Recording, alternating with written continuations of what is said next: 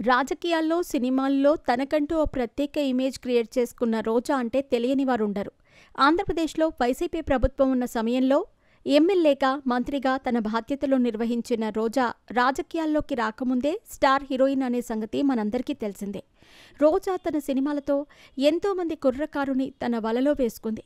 అయితే అలాంటి రోజాకి దగ్గుబాటి వెంకటేష్కి మధ్య విభేదాలున్నాయని గత కొద్ది రోజుల నుండి టాలీవుడ్ మీడియాలో వినిపిస్తున్న వార్తలు.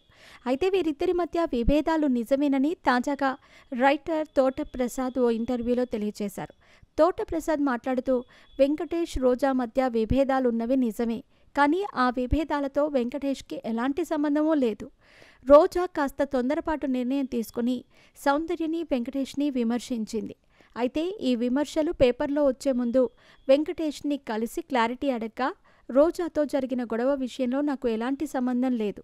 అయితే రోజా ఓ సినిమాలో తనని తీసేసి వేరే హీరోయిన్ని పెట్టుకున్నారనే ఉద్దేశంతో నాపై ఈ విమర్శలు చేసింది. కానీ హీరోయిన్ ఎంపిక చేసుకోవటం అనేది నా చేతుల్లో ఉండదు. అదంతా ప్రొడ్యూసర్ చూసుకుంటారు. మీరు ఈ రూమర్స్ పేపర్లో వేసుకున్నా పర్వాలేదు అని క్లారిటీ ఇచ్చారు.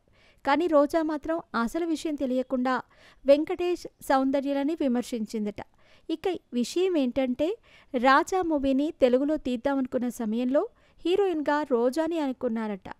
కానీ ఆ తర్వాత వెంకీ, రోజా కాంబోలో వచ్చిన పోకిరి రాజా మూవీ డిజాస్టర్ అయిందని, ఈ హీరోయిన్ కలిసి రాలేదు అనే ఉద్దేశంతో నిర్మాతలు రోజాని పక్కన పెట్టి సౌందర్యని తీసుకున్నారు. ఇక సౌందర్యని తీసుకోవడంతో రోజా ఈ విమర్శలు చేసింది. కానీ ఈ విషయంపై వెంకటేష్ మాత్రం, నేను ఏ హీరోయిన్ని నిర్మాత తీసుకొస్తే ఆ హీరోయిన్తోనే చేస్తాను, హీరోయిన్ల విషయంలో నాకు ఎలాంటి ఇబ్బంది లేదు అని క్లారిటీ ఇచ్చారు. కానీ రోజా మాత్రం ఎంతమంది చెప్పినా కూడా వినకుండా వెంకటేష్, సౌందర్యలను విమర్శించింది అంటూ రైటర్ తోట ప్రసాద్ ఆ ఇంటర్వ్యూలో చెప్పుకొచ్చారు.